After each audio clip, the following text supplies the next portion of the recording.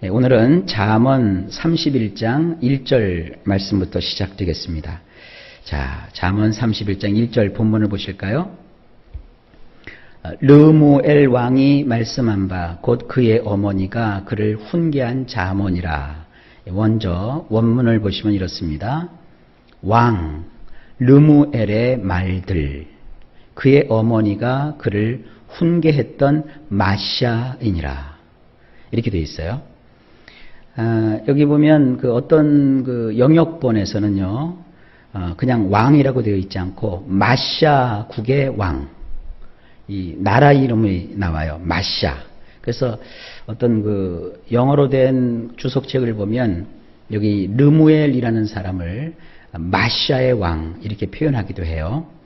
근데 어쨌든 어법이 그러니까요. 마샤 왕이 됐든 그냥 왕이 됐든 어떤 르무엘이라는 사람이 있는데, 이 르무엘을 또 어떤 주석학자는 솔로몬 왕을 르무엘이라고 했다 그래요. 근데 르무엘이 무슨 뜻이냐, 그것은 분명하게 알 수는 없습니다. 좌우지간 이 르무엘이 했던 말들, 특별히 그의 어머니가, 그 왕의 어머니가 그 왕이 되는 르무엘에게 평상시에, 여기 훈계했다는 말은 잠언에서 계속 나오듯이 교정하다, 고치다, 또 바르게 잡다, 바르게 세우다, 이런 어떤 교육적인 용어입니다.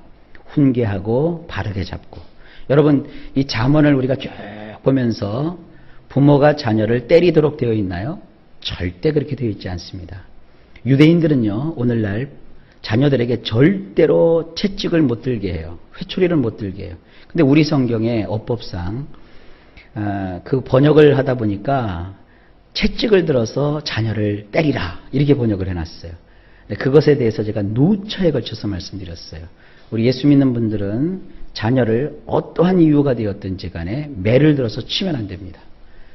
더군다나 어떤 교육학자가 그래요. 회초리를 들어서 치는 것은 교육적이고 손바닥으로 때리는 것은 아니다. 이건 인격이 손상되는 거다. 그거 다 하나님 말씀에 비추어 볼 때는 다 틀린 말이에요. 부모는 자녀를 키울 때 언어로, 또 본으로, 때로는 사랑하는 마음으로 그를 바로잡도록 기다려줘야 되고, 마음에 인내심을 가지고 그의 그 잘못된 부분들을 바르게 그가 갈 수 있도록 교정해 주는 자지, 내 분에 못 이기고 내 성질에 못 이겨서 자녀를 때리는 거 아닙니다. 자녀를 때리면 잠언에 나와 있죠. 그 마음속 깊숙한 곳에 상처를 입는다 그랬어요. 그러니까 우리는 하나님 말씀대로 자녀를 키우셔야 돼요. 또 어른이 돼서도 자녀를 공격하고 군박하고 야단치고 욕하고 이런 분들도 있어요. 그건 절대 예수 믿는 사람에서는 안 될 일입니다. 예수를 믿는 분들은 자녀를 키울 때 교훈과 또 훈계를 통하여서 올바른 길로 가도록 대화를 해야 되고 함께 해줘야 되는 겁니다. 자, 그러한 의미를 담고 있는 말이 이 훈계라는 말입니다. 그럼 마샤라는 말이 뭐냐? 잠깐 보시면 이 마샤라는 말을 찾아보면 무거운 짐, 또 신탁. 이 신탁이라고 하는 것은 하나님께서 인간에게 내려주신 특별한 사명 혹은 명령을 신탁이라고 해요. 조금 새벽이지만 어려운 용어를 좀 한번 머릿속에 두십시오. 이 신탁을 오라클이라고 합니다. 오라클. 이건 내 마음대로 정하는 것이 아니라 하나님께서 정해놓으신 뜻, 이런 것이 이제 마샤라고 해요. 또 이 마샤라는 말은 이 설교라는 뜻도 있어요. 그리고 이제 아까도 얘기했지만 어떤 성경학자는 이 마샤라는 단어를 그냥 어떤 마샤라고 하는 나라의 이름이다. 원래 이스마엘이 아브라함의 집에서 쫓겨나가죠. 그래서 이스마엘 역시도 12지파를 이루는 큰 나라와 민족이 돼요. 이삭만 하나님께서 복을 주셔서 그의 가문이 야곱을 통해서 12지파가 형성되게 하시고 이스라엘 민족이 된 것이 아니라, 이스마엘도 역시 아브라함의 후손이기 때문에 하나님께서 이스마엘에게도 큰 복을 주세요. 그래서 이스마엘에게도 12지파가 나와요. 근데 그 가운데 한 아들의 이름이 마샤예요. 그래서 이 마샤라고 하는 그 이스마엘의 아들과 그 아들의 후손들이 세운 나라가 이 마샤일 것이다. 이렇게 해석하는 분도 있어요. 다시 한번 제가 읽어볼게요. 왕 르무엘의 말들, 그의 어머니가 그를 훈계했던 마샤이니라. 그러니까 어머니가 자기 생각대로 막 한 게 아니라 하나님께로부터 받아서 그에게 전한 말씀들, 혹은 그 아들에게, 아들이 지금 왕이잖아요. 아주 그 책임을 막중하게 져서 국사를 돌봐야 될 그 왕에게 가르쳤던 그런 교훈들, 이런 뜻입니다. 이해가 되셨죠? 자, 그 다음에 2절로 넘어가 봅니다. 뭐라고 교훈했느냐? 내 아들아, 내가 무엇을 말하랴? 내 태에서 난 아들아, 내가 무엇을 말하랴? 서원대로 얻은 아들아, 내가 무엇을 말하랴? 자, 이게 우리 성경에는 굉장히 사무적으로 번역을 해놨어요. 이런 대목에서는 엄마가 자기 아들에게 교훈하는 거니까 굉장히 다정다감하게 이렇게 번역을 해도 돼요. 자, 한번 볼까요? 어찌할꼬 내 아들을, 어찌할꼬 내 태의 아들을, 어찌할꼬 내가 서원제들을 드린 아들을, 이렇게 돼 있어요. 잠깐 살펴볼까요? 이 어찌할꼬, 이것은 막 탄식하는 게 아니라 안타까워하는 거예요. 애를 낳아놓고 애를 키우는데 어떻게 키워야지? 어떻게 하면 좋을까? 아우, 아이는 어때요? 쥐면 터질까봐, 놓으면 떨어져서 깨질까봐 막 애지중지 하잖아요. 요럴 때 나오는 그 말이 어찌할 거예요, 어찌할 거. 어떻게 키워야 되지? 어떻게 해야지? 너무 사랑스럽고 귀여우니까 어찌할 거 내 아들을, 어찌할 거 내 태의 아들을. 이 태라고 하는 것은 여성이 아이를 만드는 자궁을 뜻해요. 내 자궁에서 키워서, 우리식으로 얘기하면 뭐예요? 내 배 아파서 난 나의 아들을 어찌할 거. 그리고 여기 보면 우리 성경에는 서원대로 이렇게 되어 있는데, 자꾸 이 성경에 서원 그러니까 우리가 무슨 하나님 앞에 뜻을 정하고 작정 기도를 했다 이렇게 생각하는데 그게 아닙니다. 그래서 이 서원은 서원제를 뜻해요. 이스라엘 백성들이 하나님 앞에 드렸던 제사가 5가지예요. 레위기에 보게 되면 앞부분에 5가지 제사가 나와요. 첫 번째가 번제, 그 다음 소제, 화목제, 속죄제, 속건제, 이렇게 5가지가 나오는데, 일상적으로 드렸던 가족을 위해서, 자식을 위해서 드렸던 제사가 뭐냐면 화목제입니다. 화목제. 이 화목제는요 3종류가 있어요. 하나는 하나님 앞에서 감사한 일이 있을 때 드리는 감사의 화목제, 그걸 감사제라고 해요. 그리고 하나님께 내가 즐겨 드리고 싶다. 왜 우리가 이제 신앙생활 하다 보면 누가 강요하지 않아도 하나님, 나 하나님께 나의 생명을 바칩니다. 나의 목숨을 바칩니다. 나의 물질을 바칩니다. 나의 재능을 바칩니다. 이렇게 막 헌신할 때가 있잖아요. 그러니까 하나님 앞에 뭔가 이렇게 막 드리고 싶고 헌신하고 싶을 때 드리는 그 제사가 뭐냐면 낙헌제예요. 낙헌제. 즐길 낙자, 드릴 헌자, 제사제자. 그래서 이게 화목제 가운데 낙헌제 제사가 있어요. 그리고 3번째는 뭐냐면 하나님 앞에 특별한 뜻을 정해놓고 약속을 할 때가 있어요. 그래서 하나님께 약속을 하고 그 약속을 이루어 달라고 호소하고, 우리가 이 새벽마다 또 예물들을 우리가 드리잖아요. 이런 게 다 뭐냐면 옛날로 치면 약속하는 서원제예요.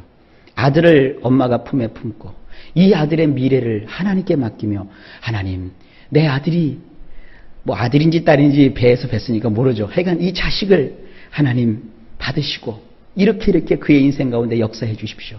그리고 이제 자식을 낳았어요. 나누고 키우는데 하나님, 내 힘으로 내 자식 키울 수 없습니다. 하나님께 다 맡깁니다. 이 아이의 인생을 이렇게 복을 주십시오. 사람의 복을 주십시오. 물질의 복을 주십시오. 그 무엇보다도 하나님을 사랑하는 그 믿음의 복을 주십시오. 말로만 하는 게 아니라 재물을 가지고 하나님 앞에 드리는 그와 같은 제사가 이 바로 서원제입니다. 그러니까 화목제 가운데 이 서원제를 드려서 하나님께 이렇게 바르게 살기를 원하여 내가 노심초사하고 있는 내 아들을 어찌할꼬. 이 엄마의 마음이 그래요. 여러분도 자녀를 두시고 또 자녀를 키우고 또 자녀가 지금 다 장성해서 출가를 했어도 이 마음을 가지고 계시죠? 이게 다 하나님이 어미에게 주시는 마음들입니다. 여러분도 이런 마음을 가지시고 세상을 살아가시고 자녀를 키우실 수 있기를 주의 이름으로 축복합니다. 자, 그 다음에 3절을 보십니다.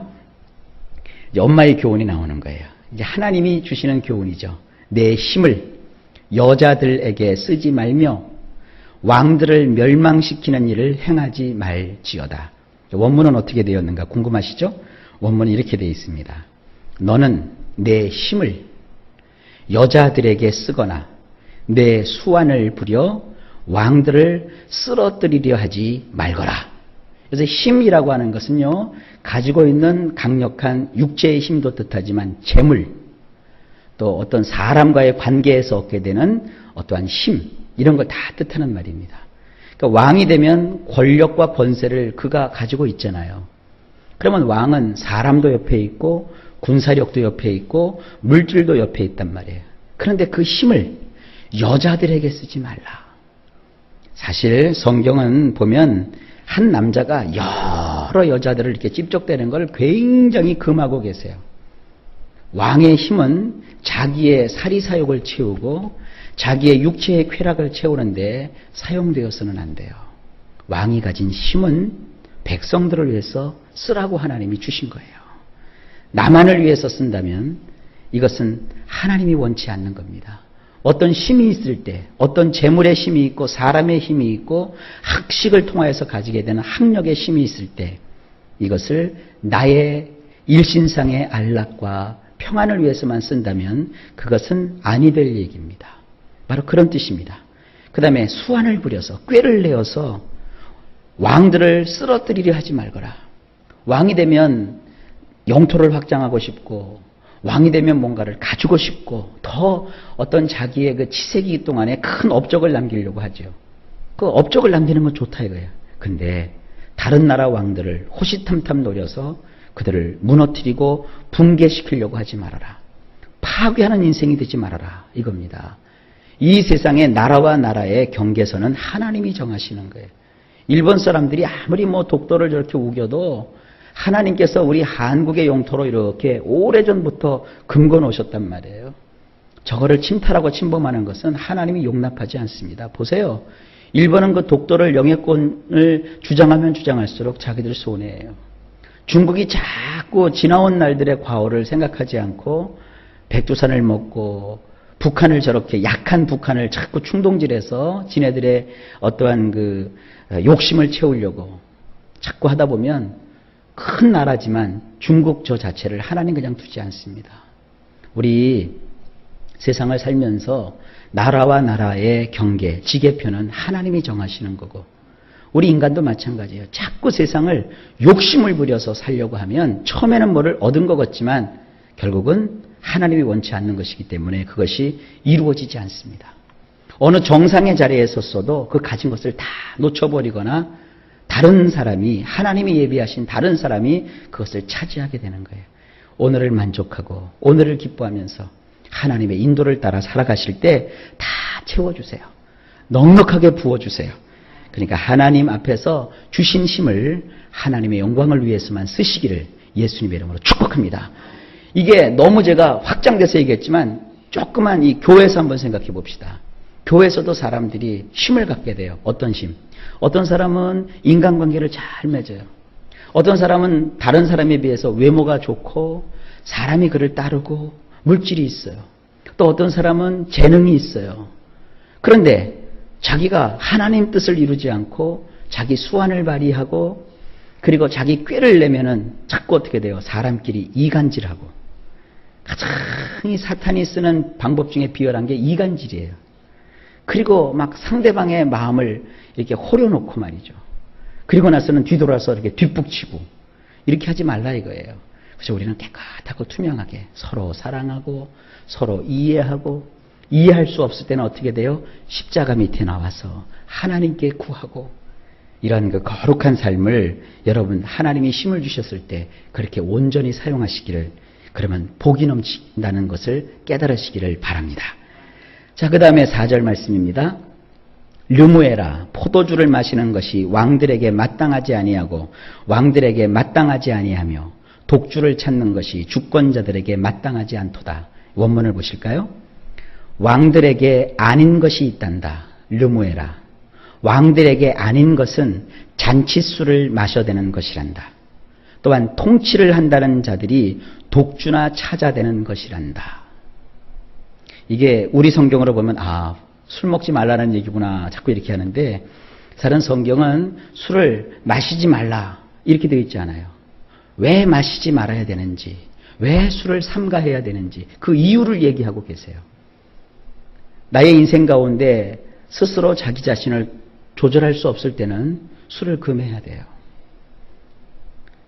여기 본문은 술을 마시지 말라는 교훈이 아닙니다. 왜 왕이 술을 마셔서는 안 되냐, 왜 술을 즐겨서는 안 되냐, 그 뜻이 있는 거예요. 왜냐하면 왕들에게 아닌 것이 있대요. 제가 그 시브리 원문의 뜻을 굉장히 살려서 번역을 한다고 여기다가 아닌 것이 있다는 말을 그대로 살려서 우리나라 어법으로 보면 조금 말이 좀 어색할 거예요. 그래도 원문의 뜻을 여러분들이 잘 이해해 보세요. 왕들에게는 아닌 것이 있단다. 르무에라. 굉장히 다정다감하죠. 엄마가 가르치는 거예요. 왜냐하면 왕들에게 아닌 것은 뭐냐, 잔치술을 마셔야 되는 것. 왕은 분명히 왕궁에 살기 때문에 호화스럽게 살 수 있어요. 떵떵거리며 살 수 있어요. 백성들은 굶어도 자기는 배불리 먹을 수 있어요. 그러나 왕은 그렇다고 자기가 잔치판을 퍼려놓고 그 잔치술을 부어라 마셔라 하면서 흥을 돋우어서는 안 돼요. 왜냐하면 자기가 다스리는 나라에 어떤 백성은 굶주린단 말이에요. 어떤 백성은 비탄에 빠져 있단 말이에요. 그들을 생각하면 왕은 잔치술이 목에 넘어가지 않아요. 그래서 왕은 술을 삼가라는 거예요. 또한 통치를 한다는 자들이 독주나 찾아대는 것을 금해야 된다는 거예요. 우리나라도 그러죠. 서민들은 폭탄주 같은 거 안 마셔요. 꼭 폭탄주 마시는 사람들이 누구냐면, 우리나라 그 폭탄주가요, 이 검찰에서 시작됐대요. 검사, 또 검사들과 함께 술 마시는 변호사, 또 판사, 이런 사람들이 다 통치자들이에요. 뭐 국회의원, 이런 사람들이 막 독주를 마셔요. 그러면 자기들은 서민들은 그 뭐 1,000원, 2,000원 하는 그 술을 마셔야 되지만, 이 통치자들은 막 몇십만 원짜리, 몇백만 원짜리 막 독주를 부어라 마셔라 하면서 이러는 거, 이게 하나님 보실 때 맞지 않다는 거예요. 통치자들은 삼가하고 절제하고 이렇게 살아야 된다. 이런 교훈이에요. 자, 술 얘기 그만하고 넘어가겠습니다. 5절. 술을 마시다가 법을 잊어버리고 모든 곤고한 자들의 송사를 굽게 할까 두려우니라. 원문이 이렇게 되어 있습니다. 그가 마시다 보면 제 본분을 잊어버리고 고생하는 전체 백성들에 대한 판결을 굽게 할까 하노라. 이래서 왕과 통치자들은 술을 삼가해야 된다. 하나님의 말씀입니다. 6절. 독주는 죽게 된 자에게, 포도주는 마음에 근심하는 자에게 줄지어다. 원문 이렇게 되어 있어요. 독주는 죽을 처지에 놓인 자에게, 포도주는 네페시가 괴로운 자에게나 주거라.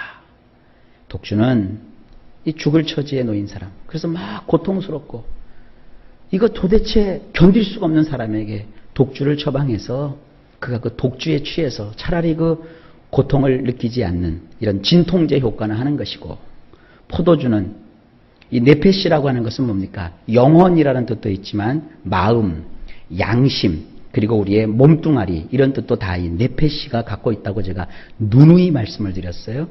이 네페시가 괴로운 자에게 이 포도주가 효과가 있다. 그러니까 술은 그런 사람들이 그 술을 먹고 술기운으로 잠깐 고통을 잊고 마음에 안식을 찾을 때 그게 필요한 것이지, 왕이 된 네가 먹고 마시고 즐거워하고 옆에 여자를 끼고 막 흥에 겨워서 백성들의 고통은 다 잊어버리라고 준 거 아니다. 이런 말씀의 뜻입니다. 자, 마지막 7절입니다. 그는 마시고 자기의 빈궁한 것을 잊어버리겠고 다시 자기의 고통을 기억하지 아니하리라. 원문이 이렇습니다. 그가 마시면 자기의 가엾음을 잊어버리게 되어 자기의 힘든 처지를 지속적으로 기억하지 아니할 것이니라. 저는 이 말씀에 여러분들이 담대해져 가지고 그러니까 나는 가련한 사람이니까 술을 마셔도 되겠구나 이렇게 생각한다면 제가 이 말씀을 전하는 보람이 없어요. 술은요, 이렇게 마음이 가련하고 힘들고 이런 사람들이 용기를 가지고 좀 힘을 얻을 때나 필요한 것이지, 왕이 된 너는 술을 삼가야 되느니라.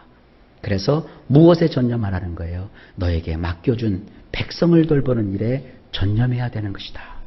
아시겠죠? 자, 이것이 지혜입니다.